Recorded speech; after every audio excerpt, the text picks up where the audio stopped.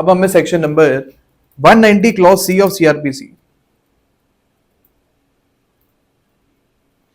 And section 210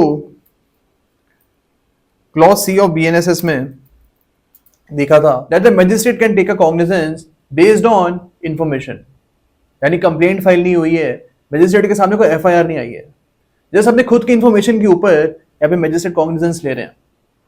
अब यहाँ पे हमको याद रखना है कि section 191 of CrPC and section number 211 of BNSS में मैजिस्ट्रेट को एक्यूज को बताना पड़ेगा that you have the right to actually get this case tried by some other magistrate.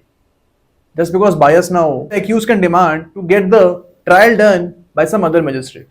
अब suppose जिस magistrate ने केस में कॉग्निजेंस ली है, उन्होंने सेक्शन नंबर 211 ऑफ बीएनएसएस की जो रिक्वायरमेंट है इसको फुलफिल करा ही नहीं, यानी उन्होंने एक्यूज को बताया ही नहीं that you have the right to get this case tried by some other magistrate. अब यहाँ पे केस चलता रहता है एंड केस में जजमेंट भी आ जाता है। अब क्या जजमेंट को हम वॉइड मानेंगे? अब we will have to remember कि सेक्शन नंबर 465 ऑफ सीआरपीसी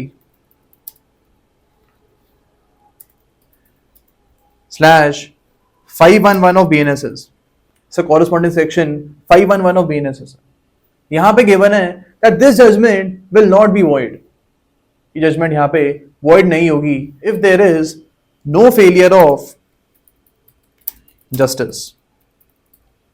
अगर इस केस में failure of justice नहीं हुआ है then the judgment will not be void। लेकिन यहीं पे अगर failure of justice हुआ है, if failure of justice has occurred in this case, then we can say that the judgment will be void। तो ये चीज हमको यहाँ पे याद रखनी है।